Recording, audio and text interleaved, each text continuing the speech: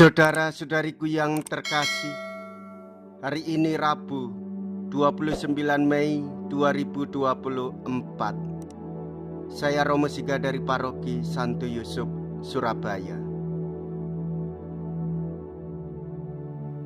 Dalam nama Bapa dan Putra dan Roh Kudus, amin.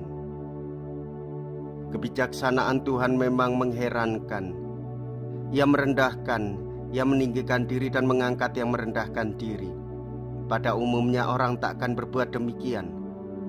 Maka bila mau melayani Tuhan dan rencana-rencana cinta kasih-Nya, ia harus memurnikan pandangan hidupnya.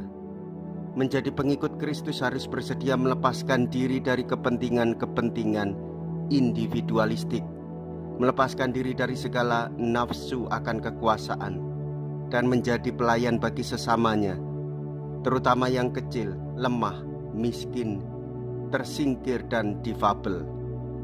Inilah yang telah diteladankan oleh Yesus sendiri.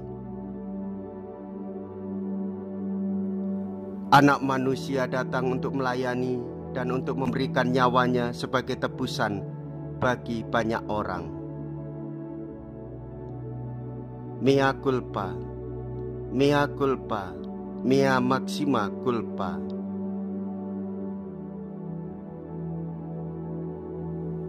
Marilah kita berdoa. Allah Bapa yang Maha Rahim, kami bersyukur karena Putra-Mu telah rela menanggung kesalahan-kesalahan kami dan menderita demi keselamatan semua orang. Semoga Ia senantiasa menjiwai kami sehingga kami pun bersedia saling membantu untuk memanggul beban hidup kami masing-masing. Sebab Dialah Tuhan dan pengantara kami yang hidup dan berkuasa bersama dengan Dikau dalam persatuan Roh Kudus, Allah sepanjang segala masa. Amin. Tuhan bersamamu dan bersama rohmu. Inilah Injil suci menurut Markus. Dimuliakanlah Tuhan. Markus bab 10 ayat 35 sampai dengan ayat 45. Sekali peristiwa, Yakobus dan Yohanes, anak-anak Zebedius, mendekati Yesus dan berkata kepadanya, "Guru, kami harap Engkau mengabulkan suatu permohonan kami." Jawab Yesus kepada mereka, "Apa yang hendak ku perbuat bagimu?" Mereka menjawab, "Perkenankanlah kami ini duduk dalam kemuliaan-Mu kelak, seorang di sebelah kananmu dan seorang lagi di sebelah kirimu." Tetapi kata Yesus kepada mereka, "Kamu tidak tahu apa yang kamu minta. Sanggupkah kamu meminum cawan yang harus kuminum dan dibaptis dengan baptisan yang harus kuterima?" Jawab mereka, "Kami sanggup." Yesus selalu berkata kepada mereka, "Memang kamu harus meminum cawan yang harus kuminum dan akan dibaptis dengan baptisan yang harus kuterima. Tetapi hal duduk di sebelah kanan atau kiriku, aku tidak berhak memberikannya. Itu akan diberikan kepada orang-orang yang baginya telah disediakan." Mendengar itu, ke-10 murid yang lain menjadi marah kepada Yakobus dan Yohanes. Tetapi Yesus memanggil murid-muridnya lalu berkata, "Kamu tahu bahwa orang-orang yang disebut pemerintah bangsa-bangsa memerintah rakyatnya dengan tangan besi, dan pembesar-pembesarnya menjalankan kuasanya dengan keras atas mereka. Tetapi janganlah demikian di antara kamu.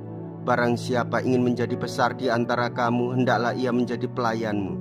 Dan barang siapa ingin menjadi yang terkemuka di antara kamu, hendaklah ia menjadi hamba untuk semuanya. Sebab Anak Manusia pun datang bukan untuk dilayani, melainkan untuk melayani, dan untuk memberikan nyawanya sebagai tebusan bagi banyak orang." Demikianlah sabda Tuhan. Terpujilah Kristus. Saudara-saudariku yang terkasih, kepemimpinan Yesus Kristus mengajarkan supaya para murid menjadi pribadi yang sanggup bertanggung jawab dalam kehidupan di dunia ini. Semakin tinggi, semakin melayani. Semakin berkedudukan, semakin menghormati martabat setiap orang, dan semakin rendah hati. Sikap seorang hamba melayani tuannya dengan berbagi tidak akan pernah rugi, dengan mengalah tidak akan mati, dengan sabar orang takkan dikalahkan. Semakin mengasihi Yesus, kita semakin mengampuni sesama.